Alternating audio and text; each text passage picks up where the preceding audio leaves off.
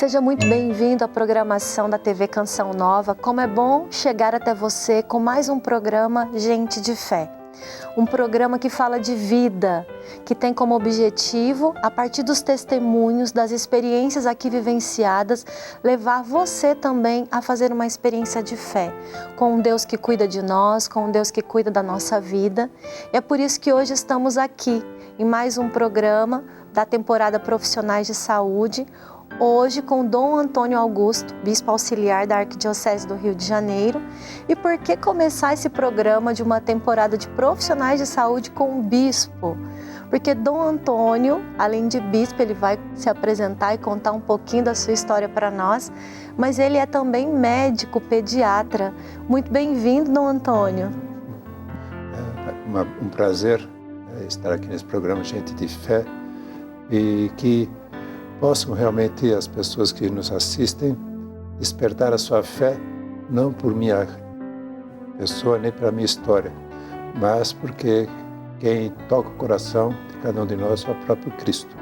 E Ele é aquele que desperta em nós essa abertura da fé para a gente ver a vida com outra dimensão e outras cores, né? Isso mesmo, ver a vida a partir daquilo que o próprio Deus ele vai realizando também na nossa vida, mas é sempre uma ação dele, né? Sim, com certeza. Queria que o senhor se apresentasse, dissesse um pouquinho quem é Dom Antônio Augusto, de onde o senhor veio. Tá bom. Bem, eu venho de uma família que é tradicionalmente católica, né? Não só meus pais, mas também os meus avós, né? E nasci aqui perto de São Paulo, em Santo André, porque papai naquela ocasião trabalhava numa empresa e como a empresa precisou dele nessa cidade, embora nossa família toda é de São Paulo, ele foi para lá e eu nasci em 1948, já sou aquela faixa que as pessoas chamam de a vida dos idosos, né? Com todos os direitos dos idosos. Então, eu até os 15 anos eu morei nessa cidade, Santo André, que fica pertinho de São Paulo, né? Eu vinha frequentemente por causa que o resto da minha família estava aqui. Sou o quarto de 5 irmãos. São 2 mulheres, uma já falecida, mais velha, um irmão meu que também é médico e também é pediatra. Olha. E depois o caçula, que também é sacerdote. Então, com o meu irmão mais velho, eu tenho em comum a medicina. Com o meu irmão mais novo, eu tenho em comum o sacerdócio. E com as minhas irmãs, eu tenho em comum o amor pelas crianças, porque elas também são professores e orientadoras pedagógicas, né? Então, há uma certa... Está tudo em família. Há umas diferenças muito gritantes entre nós, mas ao mesmo tempo há elementos comuns, né? O amor pela vida como médico, né? O amor pelas crianças e depois, lógico, pela formação recebida dos meus pais, o amor a Deus, né? Que sempre pautou a nossa vida de uma forma muito natural, de uma forma assim muito orientada para não os deveres, né? Mas para ver o valor, né, da fé em nossa vida, porque não é apenas conhecimentos que a gente deve adquirir, mas é uma postura na vida, né? A fé tem essa grande missão, né? Fazer com que a vida seja vista de cima para baixo, não de baixo para cima, nem de um lado para o outro, né? Essa perspectiva, a fé alarga os horizontes, não nega a fé, eu posso depois dar um testemunho nesse sentido, né? Não nega a fé não nega a razão, mas amplia, né? E não há de jeito nenhum conflito entre fé e razão. Isso eu já fui aprendendo desde criança, mais do que por discursos, né, pedagógicos, pela vida. Pela vida, o exemplo de vida dos meus pais e outras pessoas que também, né, foram influenciando através de suas orientações e principalmente através dos seus exemplos, né? Então, desde criança, né, como qualquer criança, né, a gente tem as nossas preferências, temos as nossas tendências. Eu posso dizer que na minha vida 2 coisas nunca estiveram como objetivos. Ser médico e ser padre. Porque se eu tivesse que escolher alguma coisa assim, desde criança, eu teria escolhido o futebol. Porque desde os 5, 6 anos eu jogava futebol, era aquele sonho de criança, né? De ser jogador de futebol. Né? Jogava futebol, jogava vôlei, né? Fazia muito esporte, né? Porque era uma escolha assim, que sai naturalmente, né? E tive a oportunidade de, até que a vida me permitiu praticar esses esportes, né? Mas, ao mesmo tempo, a gente tem que ir projetando o futuro, né? Sim. Então, meu pai dizia muito bem, né? O futebol é bom, mas tem que escolher algo mais estável. Então, por isso, pela vida que foi apresentando oportunidade de onde eu poderia ser mais útil, não só poderia ser mais famoso, né? O futebol pode nos fazer famoso. Não é que um jogador de futebol não tenha a sua utilidade social, mas é mais a fama, né? As pessoas nem sempre veem esse lado, como existem vários jogadores que têm um papel social muito importante, né? Sustentando pelo mundo afora obras sociais. Mas não era tanto pela utilidade, né? Mas onde é que podia ser realmente uma pessoa que servisse a humanidade, né? Então, como eu e meu irmão temos, que também é médico, temos 1 ano só de diferença, né? Entre as nossas brincadeiras, né? Ele era mais pro lado da música, eu era mais pro lado do futebol. Mas entre as nossas brincadeiras estava muito brincado de médico. Então aí foi nascendo o gosto pela medicina e fui encaminhando minha vida nessa direção, né? Tanto nos estudos já, hoje diria o ensino fundamental e médio, né? Mas naquela época, colégio científico, eu fui orientando e fui encaminhando realmente toda a minha trajetória acadêmica para a medicina. E graças a Deus, né, eu pude realizar esse projeto de ser médico, né? Em 1970 eu entrei na Faculdade de Medicina da Universidade de São Paulo, aqui na Vida Dr. Arnaldo, e fui crescendo, né, profissionalmente, fui percebendo também como a medicina, com todas as profissões, mas para você relacionar-se com pessoas, ela vai nos exigindo ser melhor pessoa, vai nos exigindo ter qualidades que você não pode apenas ser as qualidades técnicas ou científicas, né? Porque as pessoas, antes de estarem doentes, são pessoas, né? São seres humanos.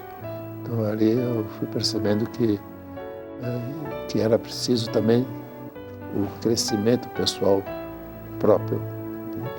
E tive a graça de Deus de conhecer, quando estava no ano anterior a entrar na faculdade, 2 anos antes de entrar na faculdade de medicina, conheci o Opus Dei. Então foi antes da faculdade? Foi bem antes da faculdade, 2 anos antes. Aliás, 3 anos antes. Eu conheci o Opus Dei e veio juntar e unir 2 coisas que, primeiro, como eu falei, a formação católica em casa, a fé. Sim. Por exemplo, e depois a profissão, a medicina. Porque o carisma do Opus Dei justamente é a santificação do trabalho. Naquela altura era o estudo. Ali, né? Era o estudo, né? E então eu falei, caramba, eu preciso unir fé e profissão, vocação cristã com a vocação profissional, né? Então isso foi me fazendo com que o estudo não fosse apenas para alcançar o objetivo, que era entrar numa faculdade de medicina, mas também foi para alcançar o objetivo supremo, que é encontrar a Deus, conviver com Deus. Eu ia justamente perguntar isso para o senhor, né? O senhor disse que veio de uma família católica, que foi criado ali na fé católica, mas o senhor consegue identificar assim um momento, porque na educação você vai sendo ali levado, né? Conduzido, mas existe um momento na nossa vida em que a gente se sente atraído, né? Que a gente vivencia esse encontro. O senhor consegue dizer para nós quando foi esse momento? Senhora, quando eu conheci o Opus Dei, foi através de palestras que me convidavam, meus colegas de classe convidavam para ir à palestra, mas um dos sacerdotes que estava parece me deu um livro de São José Maria, O Caminho. O Caminho. Então, esse clique, né, que não era só ser católico para ir à missa aos domingos, veio através do ponto número 1 do livro Caminho, onde o fundador do Opus Dei, com uma experiência pessoal dele, que ele transmitiu, nesse ponto de que a sua vida não seja uma vida estéril, seu útil deixa rastro. Então eu falei, opa, né? E que é isso, né? E depois, ilumina com o resplendor da sua fé, do seu amor, o caminho, o rastro viscoso e sujo que deixaram os semeadores do ódio. Nossa. Então, quer dizer, a fé, né, tem que ser deixar na história da pessoa e de outras pessoas esse rastro de fé e de amor para poder mostrar que o mundo não é só ódio, não é só conflito, não é só guerra, também o mundo é um projeto de Deus que a gente tem construído. Então aí eu vivo, né? Então eu tenho que unir o meu projeto pessoal, médico, esportista, com o projeto de Deus. Não é o meu projeto de fé, é o projeto de Deus. Para mim, para eu poder ser esse instrumento de Deus, para que o mundo seja construído a partir do projeto de Deus, que Deus criou a humanidade não como uma espécie, como as demais criaturas, os seres vivos, mas criou a humanidade como uma família. E a fé tem que estar a serviço dessa grande família, né? A fé nunca é individualista. Aliás, essa fé individualista não é fé. A fé não é para eu me sentir bem. Eu vou buscar a Deus para ser favorecido apenas individualmente por Deus. A fé nos abre, como disse antes, a nossa inteligência, nos dá um horizonte mais amplo. E falei, então eu tenho que servir essa grande família que é a humanidade. E como é que eu aprendi no Opus Dei? Servir através da profissão. Da profissão. E aí o senhor foi para a faculdade de medicina e já tendo essa consciência, né? De que estava ali para servir, de que era para fazer o bem. E quais foram os maiores desafios que o senhor enfrentou diante disso, ainda no tempo da faculdade? Que é um tempo desafiador, né? Independente se foi antes ou se é agora. Agora acredito que ainda seja mais desafiador, mas cada geração tem os seus desafios próprios na vivência da fé. Como foi para o senhor isso? Um cristão católico consciente daquilo que deveria fazer para vivenciar ali a faculdade de medicina? Olha, todas as profissões são realizadas por pessoa, a favor de pessoas. Mas na medicina, sem tirar a categoria de nenhuma profissão, na medicina você se relaciona com pessoas que confiam a você o dom mais precioso que elas têm, a vida. A vida. Não é o dinheiro, não é um investimento, não é uma casa, é a vida da pessoa, né? Um grande desafio que eu enfrentei na faculdade já desde o primeiro ano, né? Era ver pessoas e não ver doenças. Porque, embora assim coloquialmente nós podemos falar, né, aquela pessoa é hipertensa, aquela pessoa é diabética, aquela pessoa é esquizofrênica, paranoica, quer dizer, não com modo prático de falar, né? Mas parece que se define a pessoa pela sua doença. Então isso desde o primeiro ano, quando se falava assim, os temas próprios da medicina, entre os colegas, eu sempre aquilo me causou assim uma espécie de falar de termo médico, uma alergia. Eu falei, não gosto disso. O hipertenso, o diabético, a grávida, né? Eu falei, peraí, não é um ser humano que está lá, né? Isso graças, aí já pela formação, não só familiar, aí da formação que eu fui recebendo de um crescimento mais profundo que eu recebi através do Opus Dei desde meses antes, a partir do momento que eu entrei no Opus Dei, a minha formação me fez ver que Deus ama a pessoa na sua individualidade. A relação de Deus com as pessoas não é uma relação coletiva, mas uma relação muito particular, né? Então, se a pessoa tem esse valor para Deus, claro que essa pessoa, ao entregar na mão de um médico o seu dom mais precioso, que é a vida, que também recebeu de Deus, aquela pessoa tem que ser reconhecida na sua essência, na sua individualidade, não só por as suas doenças, né? Então, esse era um desafio, que fui, graças a uma formação católica mais assídua e profunda, estabelecendo assim como uma meta, né? Nunca ver doenças, mas ver as pessoas. Ver pessoas. O senhor tem pessoas que marcaram esse tempo do senhor ali na residência, no tempo do início do atendimento, que o senhor podia contar histórias que o senhor viveu com pessoas que te marcaram? É interessante isso, que a gente tem que estar sempre estudando para não esquecer as verdades científicas, mas se grava muito mais as relações interpessoais do que o que estava escrito nas páginas dos livros. Isso é verdade. Então, teve várias situações, sim, mas duas situações que me ficaram gravadas e me servem até hoje. Uma bem engraçada, outra mais trágica. Quando eu estava fazendo já um internato eu já tinha pensado, projetado fazer pediatria, né? Uhum. Como após a residência, que eu não fiz porque Deus me deu o outro caminho, né? O sacerdócio. Mas, passando na enfermaria de pediatria, visitando crianças de um quarto para outro, eu observei que tinha uma criança parada na porta de uma das enfermarias. E eu olhei, mas não me detive, porque o trabalho tinha que ser feito, né? Mas ela uma hora me parou e falou, tinha 5 ou 6 anos, se não me engano. Tio, o senhor nasceu como eu nasci? Provavelmente a mamãe dele falou, meu filho, você esteve aqui na barriguinha da mamãe, você saiu aqui da barriguinha da mamãe. Ele vendo aquele homem tão alto, falou, esse não esteve na barriguinha da mamãe. A pergunta dele foi uma pergunta que nunca mais esqueci, né? O senhor nasceu como eu nasci? E essa lição de uma criança de 5, 6 anos, para mim, ninguém nasce grande. Ninguém é grande. A gente tem que ir crescendo, construindo nossa humanidade, a nossa personalidade, até o último instante da nossa vida, né? Então, isso foi uma criança de 5, 6 anos. Uma pergunta de curiosidade, mas eu costumo dizer que as crianças são muito filosóficas, elas querem resolver questões que são para elas indecifráveis, então elas fazem perguntas desse calibre, né? Então, eu achei muito bonito isso. Essa foi uma das grandes lições de uma criança, e depois foi uma mãe, entrou com uma criança no colo, uma noite, depois tem uma outra terceira, que eu vou contar também se tiver tempo, né?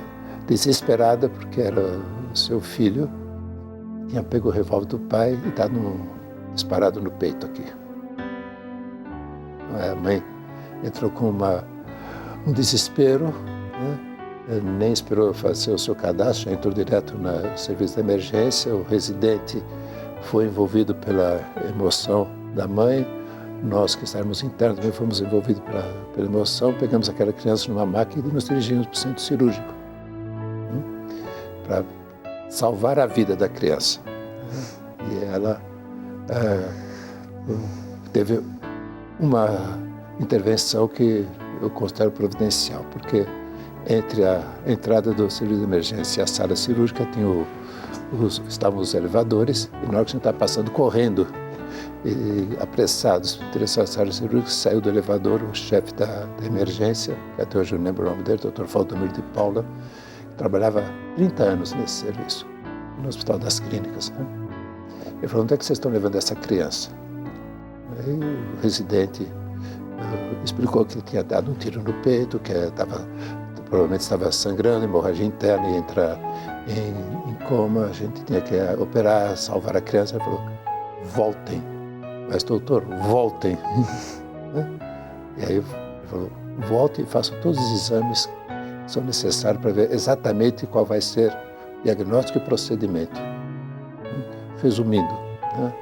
A criança voltou para casa andando e com um band-aid no peito. Por quê? Porque pode falar um milagre, sim, pode ser, mas o revólver devia ter algum defeito, que a bala bateu na curvatura das costelas e desviou todos os órgãos vitais e ficou lá alojado perto do diafragma, né? O que esse chefe de pronto-socorro nos ensinou? Né? Que você não pode tomar decisões só pelas emoções que se inflamam num determinado momento, né?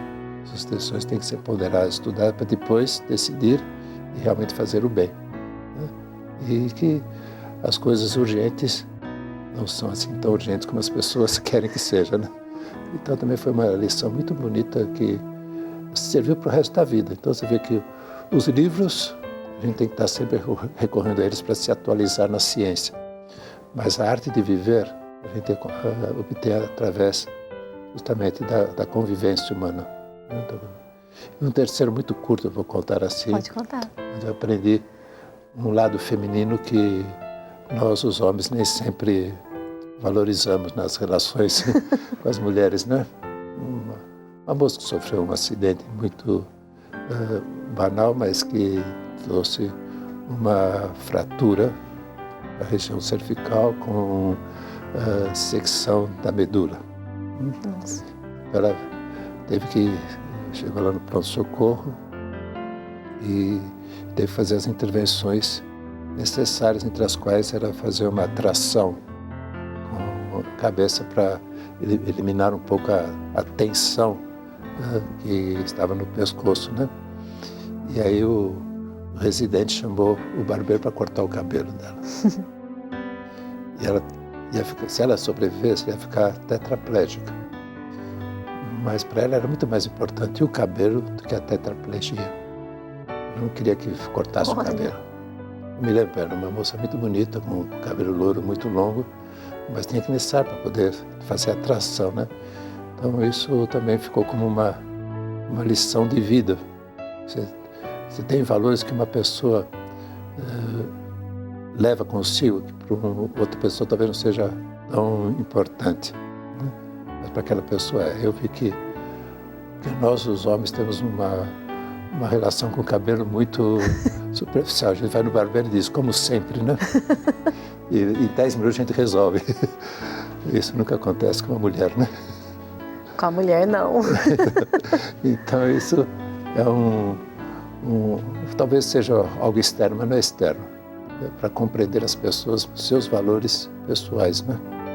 E às vezes podemos não ter isso presente, né? Que embora seja uma aparência física, mas há diferenças, né? De valorização. E que no processo da vivência ali do profissional de saúde, a gente pode levar isso como um aprendizado para empatia, né? Que é muito importante, né? Aquilo que é importante para o paciente precisa se tornar importante para mim. Também isso. Por isso que o médico, ele não é apenas um agente da saúde, ele também é um paciente da saúde. Por quê? Porque ele tem que também receber dos enfermos um aprendizado. Ele não só transmite os seus conhecimentos, mas na medicina também a gente aprende a ser mais gente, aprende a ser mais humano, não só aprender a ser mais competente. Isso é necessário. Embora também nas outras profissões isso aconteça, mas como eu ressaltei, a pessoa na relação médico-paciente se pauta primeiro pelo dom da vida. Em segundo lugar, toda pessoa coloca uma confiança no médico. Então é algo mais do que o conhecimento científico, conhecimento a confiar na pessoa do médico e não apenas nos atos competentes e profissionais que o médico faz, que deve fazer, mas em vista do valor da pessoa. Então, como você vê, os livros têm que estar sempre nas nossas mãos, ou os recursos que a tecnologia nos proporciona hoje, né? A gente nunca pode deixar de estudar. E até hoje eu estudo medicina, mas já com outro intuito, não para clinicar, mas para poder servir a igreja em temas que a igreja tem o direito e o dever de se pronunciar, porque se Deus criou o mundo como uma família, né? A igreja é uma família que está a serviço dessa grande família, né? A família das pessoas com a fé, que sem distinção de religião, de raça, de cor, né? Nós estamos para estar a serviço. Então eu estudo medicina para poder através da fé, fundamentando também na ciência, para ajudar a Igreja a cumprir a sua missão, que é estar a serviço da humanidade. Nós estamos no final do primeiro bloco, mas eu queria já provocar o senhor para um segundo bloco. Nós falamos muito sobre relacionamento, né? E nós vivemos um tempo na área de saúde, mas principalmente na medicina, onde cada vez mais a inteligência artificial vai alcançando aí, mesmo sabendo que ela não pode substituir essa relação, mas ela tem aí influenciado nesse processo. Para o senhor já ir pensando e para você que nos acompanha ficar conosco neste programa, que eu não sei você, mas eu tenho aprendido bastante sobre fé e sobre a importância dessa relação pessoal que nos faz melhores neste grande mundo onde nós somos chamados a viver como uma família, como um projeto de Deus. Fique conosco, até o próximo bloco.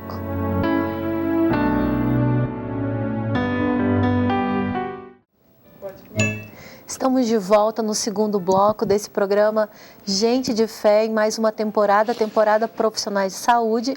Hoje aqui com Dom Antônio Augusto, Bispo Auxiliar do Rio de Janeiro, mas que também vai nos dizendo um pouco mais, foi nos contando a sua experiência com a medicina, já que antes do sacerdócio, ele vai falar um pouquinho para nós, Dom Antônio era médico, né? Fez ali a faculdade de medicina. Nós terminamos o primeiro bloco, onde eu fui provocando Dom Antônio a nos dizer um pouquinho mais sobre essa questão científica que tem entrado cada vez mais e que é importante dentro do processo da medicina, mas que não substitui essa relação médico-paciente. Como o senhor vê hoje esse processo da inteligência artificial dentro a utilização dela dentro da medicina, nos atendimentos e tudo mais? Tudo que seja, do ponto de vista científico e tecnológico, né, para o bem das pessoas, nós temos que saber buscar, valorizar e utilizar da melhor maneira possível, né? Mas tem que ter em conta que a ciência, né, e a tecnologia são meios, né? Não são critérios de vida, critérios de ação. São meios para poder, no caso concreto o médico, decidir o que é melhor para a pessoa, na sua individualidade, na sua história, nos seus valores, né? Então, creio que entre todos os avanços tecnológicos, hoje em dia, a palavra que domina em todas as coisas é, mais do que palavra, vou colocar as siglas IA. IA. Inteligência artificial está em tudo, né? O Papa acaba de escrever para o Dia Mundial das Comunicações, né, uma carta onde falava da inteligência artificial e a paz. Sim. Então, eu sou totalmente a favor do progresso científico e tecnológico, mas não podemos deixar de considerar que o progresso nessa área significa um progresso naquilo que é o essencial, o progresso da humanidade, e não na destruição da humanidade, e não de ter esses meios científicos e tecnológicos terem a tal predominância que o ser humano passa a ser cobaia e não ser aquela pessoa, agente, né? agente e a pessoa favorecida. Então, eu acho muito importante as pessoas terem esses conhecimentos tecnológicos, agora no caso concreto da inteligência artificial, saber usar, né? Mas sempre com essa luz que ilumina nossas decisões. A técnica é simplesmente uma arte de fazer bem, né? E a ética é a arte de dar excelência ao ser humano, que é o bem superior ao bem útil, né? A técnica é o bem útil. Então, é essa arte de fazer o bem útil, né? Quando que, para ela não se tornar uma tecnocracia, ela tem que haver também uma tecnoética. Você tem que trabalhar para que possa alcançar a excelência da pessoa humana, enquanto pessoa. Então, esse é o grande desafio hoje em dia. E em cada época, né, da história, né? Porque o que temos hoje é um avanço muito rápido. E esse avanço muito rápido da tecnologia nem sempre é acompanhado por um avanço e um progresso muito rápido e profundo da ética. Hoje fala a nossa vida tem o risco de ser controlado pelo algoritmo. Sim. porque dois, três momentos repetitivos, a tecnologia já usa aquilo como um critério, entre aspas, para nos estar mandando várias mensagens, várias coisas, porque o algoritmo, de uma certa forma, pode conduzir a nossa vida, né? Então você tem que ter esse conhecimento, mas sem deixar de ter a algorética e a tecnoética, né? Para não cairmos na ditadura, não só do relativismo moral, mas a ditadura da tecnocracia. Sim. Tudo tem que ser protocolado, tudo tem que ser realizado porque a técnica permite, portanto podemos fazer. E nem sempre isso traz um bem para a humanidade, né?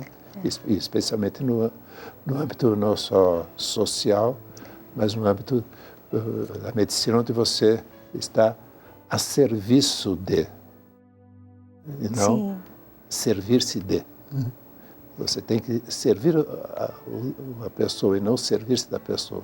E como eu falei, às vezes a tecnologia, se não for usada com consciência, com retidão, pode fazer das pessoas simplesmente cobaias. Você atua sobre elas, mas você não contribui para o bem pessoal, né? Uma pessoa, por exemplo, eu acabo de ter contato com uma pessoa que me deu assim, uma experiência que ela teve a respeito da leitura de um livro, né? Se não me engano, o título do livro é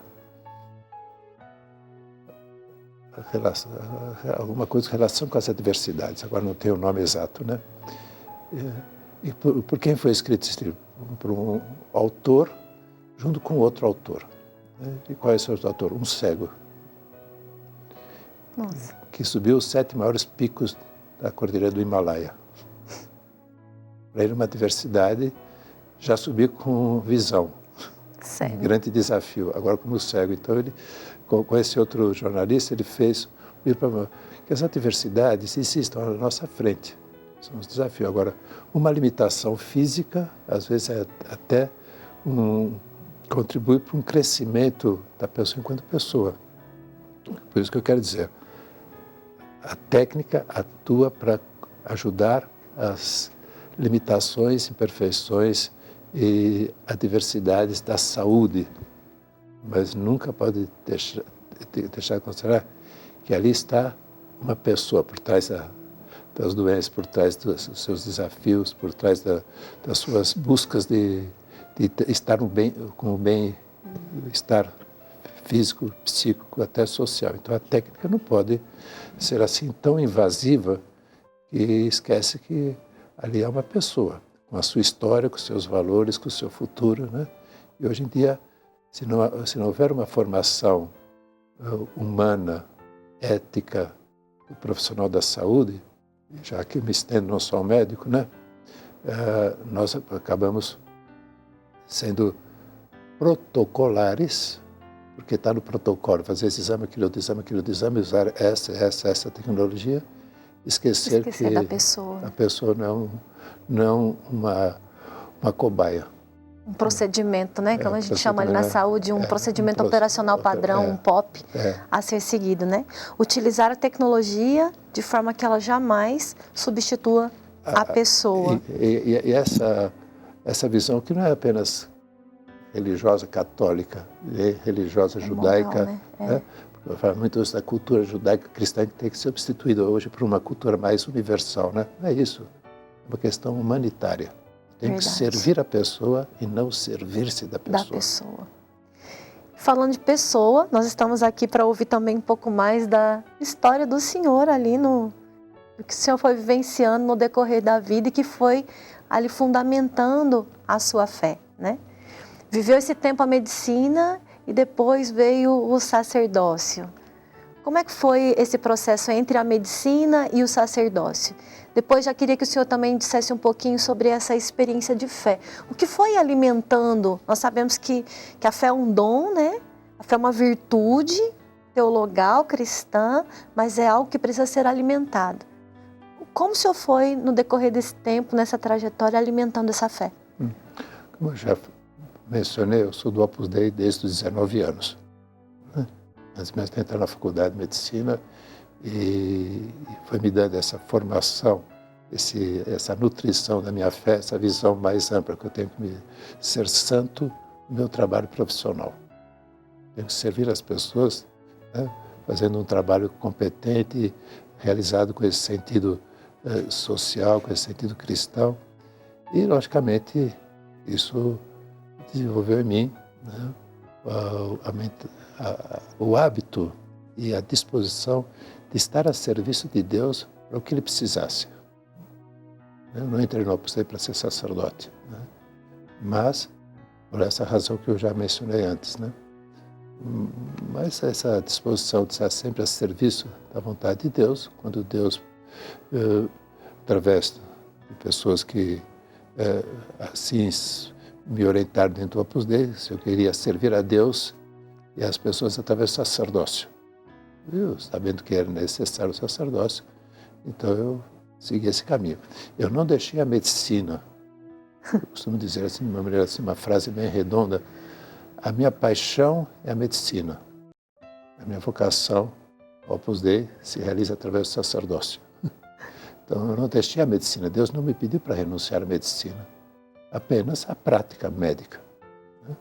Mas a medicina continua sendo, para mim, um meio de santificação. Tanto assim que eu continuo estudando. Mas o sacerdócio era uma necessidade do Opus Dei aqui no Brasil, então eu me abri para esse pedido, e com toda a liberdade de dizer que não, eu disse que sim. Eu passei a viver também uma outra medicina, né? Mais profunda, a medicina da alma. Quando se fala que a medicina é o sacerdócio, né?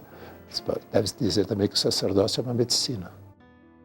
A gente chega ao mais profundo da alma, a gente vai à saúde da alma, né? Onde lá aquele âmbito que vai dignificando toda a nossa vida, né? A nossa relação com Deus. Então, o sacerdócio também é uma medicina porque está a serviço da saúde, ou, usando o termo mais teológico, a serviço da salvação da pessoa, né? Da santificação da pessoa. Então, para mim não foi assim nada, uma ruptura profunda, né? Foi uma continuidade. Servindo através da medicina, a pessoa humana, servindo através do sacerdócio, também a pessoa humana, ainda mais profunda da saúde, que é a salvação eterna das pessoas, né? Então, através do meu sacerdócio, continuei vivendo no ambiente universitário, porque meu trabalho pastoral foi dedicar-me à capelania de residências de estudante que no Rio de Janeiro, como em outras partes do Brasil, onde o Opus Dei trabalha. E aí, através de direção espiritual, pregação de retiro, palestras, aulas de formação, eu fui vivendo o meu sacerdócio, e para poder dar, a gente tem que ter. Então, além, como você falou, a fé é um dom de Deus, mas tem que ser alimentada, tem que ser exercida. E nesse sentido entra, não só que falei, continuei estudando medicina, eu tenho 3 áreas que eu gosto de estudar muito, mas também fui aprofundando na fé. E depois de muitos anos como sacerdote Opus Dei, sem deixar também de procurar a santificação através do meu ministério sacerdotal, o Papa João Paulo II, né, a pedido do cardeal, naquela ocasião, da Eusébio, lá no Rio de Janeiro, me nomeou bispo auxiliar do Rio de Janeiro. Então, agora eu tinha que atuar num âmbito muito mais amplo e diverso, que já fazia como capelão de residências, e tive que aprofundar muito mais na fé católica, né? Porque o bispo é o mestre da fé, é o defensor da fé, né? Então eu tive que aprofundar muito mais. E, curiosamente, agora foi João Paulo II, os 10 últimos bispos do mundo que ele escolheu, eu estava entre esses 10, né? Olha! Porque ele morreu em abril de 2005, né? Eu fui ordenado em 12 de março de 2005. Então, nossa, um mês ali antes. E eu soube que ia ser nomeado bispo em janeiro de 2005, então, quer dizer, foi daqueles últimos. Depois eu soube que era dos 10 últimos que ele nomeou como bispo no mundo inteiro. Mas eu tive início do meu episcopado sob o pontificado de Bento XVI, né? E grande defensor da fé, né? Defensor da fé, né?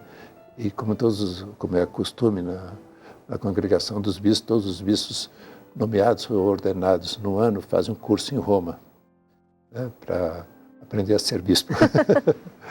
É sempre estudante, você vê, né? E aí, naquela ocasião, o Papa Bento XVI nos recebeu. Eram mais ou menos 200 bispos de todo o mundo. E ele disse uma coisa que está dentro dessa linha, né? A fé é um dom, mas tem que ser alimentado, né? E, surpreendentemente, ele se dirigiu aos bispos de diversas idades, diversas formações, né? E ele falou assim: estudem o compêndio do Catecismo da Igreja Católica para vocês serem bons bispos. Não foi nem o volume grande do Catecismo, resumido. Foi o resumido. Estudo, aquela foi uma dessas frases que marcam mais do que outros momentos, né? Estude o compêndio do Catecismo da Igreja Católica, porque o sacerdote não é uma pessoa que já tem tudo estável e permanente e perfeito, muito menos um bispo. Todos nós precisamos, para servir bem a Deus, servir a igreja, servir o povo de Deus, nós temos que estar continuamente estudando. E eu faço isso na área que me cabe, que é na moral, mais concretamente na bioética. Sim. E complemento com o estudo da medicina, né?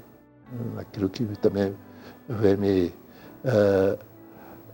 fundamentar todo esse estudo de bioética, né, que é família, sexualidade e vida. Então, nesse campo, na área da medicina, eu estudo isso. Interessante. Quando a gente fala desse processo da fé, a gente sabe, me baseio muito em São Paulo, quando ele diz, né, a fé vem por meio da pregação da palavra, o conhecimento da palavra, mas também por meio do testemunho. Na vivência do senhor como bispo, como sacerdote ou como médico, tiveram momentos em que a fé do senhor ela foi alimentada e ela foi marcada por uma experiência vivida? Nossa, aqui eu vi a ação de Deus. Isso foi de fato algo que levou o senhor a alimentar também a fé ali pelo testemunho, pela vivência da experiência? Sim, todos os dias. Todos os dias eu vejo a mão de Deus agindo. Todos os dias eu vejo não só como Jesus pediu para a gente olhar a natureza e ver, olhar as aves do céu, os rios do campo. Vosso Pai, né, cuida dessas criaturas que hoje existem e amanhã não existem mais, né? Então, não só olhando a natureza, mas vendo a vida das pessoas, né? Me encontrando com situações que são realmente desafiadoras, são situações como esta tragédia no Rio Grande do Sul, né? A gente está vendo lá a mão de Deus agindo, né? Com pessoas que se dispõem a arriscar sua vida para salvar outras vidas, né? Até a vida de animais, né? Lá buscar um cavalo que está em cima de um telhado, né? Um cachorrinho que ficou em casa, né? Essas pessoas estão arriscando as suas vidas. Sim. Né?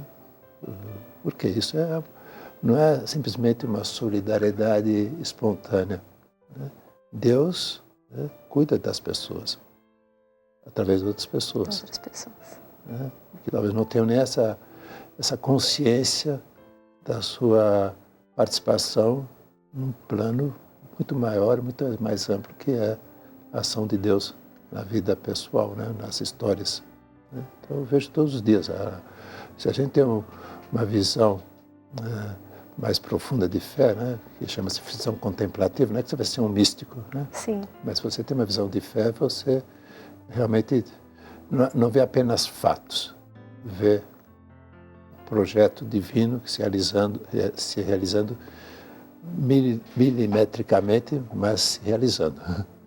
Por isso também, como eu falei, estudo medicina, né? Estou estudando agora o cérebro humano do ponto de vista biomolecular. E me chamou muita atenção que a catedrática que trata desse tema, falando do cérebro, diz que o cérebro direito é analítico. Perdão, o cérebro esquerdo é analítico. O cérebro direito é contemplativo. O cérebro direito está dirigido a ações que te transcendem, ações que te fazem ver algo mais do que está lá diante dos olhos. Esta aqui não, esta aqui o cérebro esquerdo vai analisar os fatos. Esta aqui vai além dos fatos.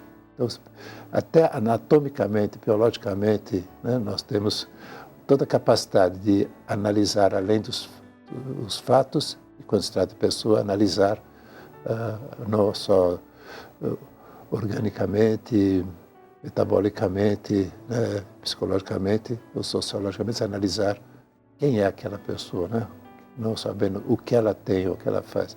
E, como eu falava, o direito nos faz contemplar, né, aquela pessoa dentro de um âmbito mais amplo, né? E eu chamo isso, para quem tem fé, o âmbito da providência de Deus, que é nada mais, nada menos é do que uma ação paternal de Deus a favor de seus filhos e filhas, independentemente de circunstâncias. Então, a fé, para mim, é alimentada diariamente.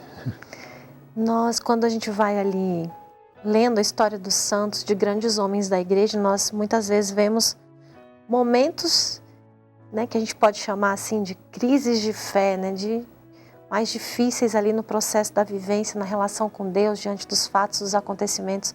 O senhor pode dizer que em algum momento nessa caminhada, o senhor vivenciou um processo assim, contar um pouco para nós como foi, né, sair desse processo ainda mais decidido a caminhar na fé? Se for falar de crise no sentido assim, de um abalo, eu tive. Sim. Desse de fé. Mas um abalo não muito grande, um abalo assim como se fosse um espirro.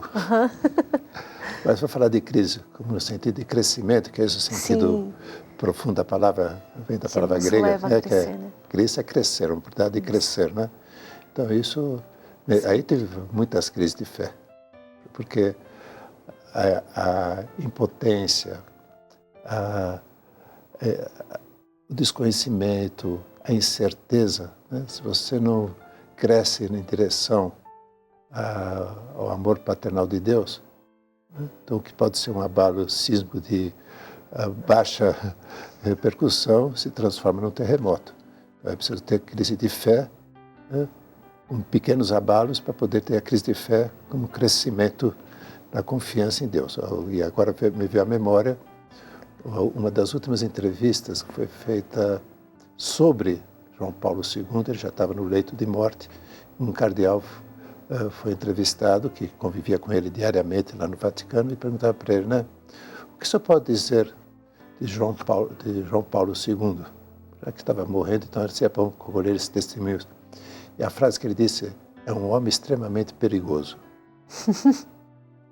E o jornalista, mas por quê? Porque é um homem que tem uma confiança absoluta em Deus, mais do que nele mesmo. É que ele tinha muitas qualidades. Era um grande filósofo sobre o tema justamente da pessoa, da família, né? Um homem extremamente perigoso porque colocou toda a sua confiança em Deus. Nesse sentido, as crises de fé existem para nos também ir direcionando para confiar mais em Deus. Fica aqui também uma dica para nós e para você que nos acompanha, né? Isso que o Dom Antônio trouxe é muito importante. Nós teremos na nossa vida muitos momentos difíceis que nos abalarão. E como sair disso? Nos dirigirmos a essa confiança cada vez mais decidida em Deus, né? Mesmo que eu não veja, Deus está aqui, é a mão poderosa dele que age e que nos sustenta. Dom Antônio, nós estamos chegando ao final do nosso programa, mas eu queria que o senhor falasse sobre duas realidades que eu sei que o senhor vive, né? Como o senhor disse, né? Eu não deixei a medicina, ela ainda caminha comigo. Por mais que o senhor não atue como médico, o senhor acompanha grupos de profissionais de saúde, né? De enfermagem católica, psicólogos católicos, também médicos católicos. Como é que é esse trabalho? Lá no Rio de Janeiro, desde quando era arcebispo Dom Eugênio, foram se formando grupos de profissionais, inicialmente para dar assessoria ao cardeal Eugênio, mas depois se foi vendo também que era, além dessa assessoria em temas dessas áreas, era necessário dar aos profissionais da saúde, no caso concreto que eu sou responsável, médicos católicos, psicólogos católicos, enfermeiros católicos, também a oportunidade de não apenas haver encontros periódicos de aprofundamento nos seus conhecimentos científicos, mas também de uma formação ética, uma formação antropológica, né? Porque nessas carreiras, ultimamente, como eu falei, as pessoas estão mais dirigidas aos fenômenos, não à essência, ao ponto central. As pessoas já não sabem quem é o ser humano. Sim.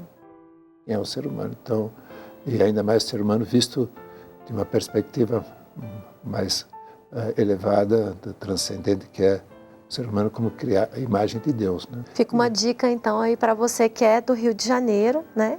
Procurar aí esses grupos, você que é católico, que pode também te ajudar no processo de exercer como católico, como um cristão, a sua profissão sem abrir mão dos seus valores de fé.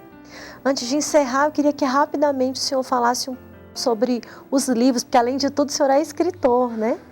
Não, eu vou fazer uma precisão. Não sou escritor, eu sou transcritor, porque eu transcrevi esses livros de palestras que eu fui dando, né, ao longo do tempo. As pessoas que foi um grupo bem homogêneo, então elas gravaram tanto pelo vídeo como por áudio e depois foi feita a transcrição. Então foi mais são aulas esse tema, né? Chamadas a maturidade, né? Formar o homem para formar o santo, e sobre a excelência do amor, aulas sobre a sexualidade, que é um tema que eu procuro estudar bastante, né? Então também a excelência do amor, uma visão de caminhar para a maturidade sexuada, né? Sexual. E eles foram publicados, têm sido bem difundidos lá no Rio de Janeiro, né? E quem quiser estejam aí disponíveis para poder formar o homem, para formar o santo.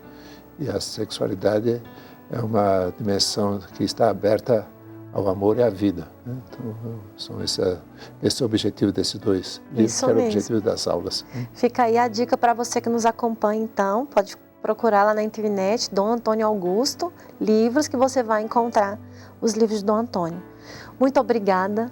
De fato, para mim foi uma riqueza e eu acredito que também para aqueles que nos acompanham, uma oportunidade também de crescer na fé, de ampliar esse horizonte, essa forma de ver a vida como um co-participante, né, desse projeto divino. Projeto divino, sim. Queria que o senhor, antes de encerrarmos, também desse para nós a bênção. Eu vou dar a bênção que é muito comum, né, no final das missas, né? E sejamos firmes na fé, alegres na esperança e solícitos na caridade. Em nome do Pai, e do Filho e do Espírito Santo. Amém. Amém. Encerramos aqui mais um programa Gente de Fé e já convido você a ficar conosco na próxima semana nessa temporada Profissionais de Saúde. Muito obrigada por você que ficou conosco e nos acompanhou até o fim de mais esse programa.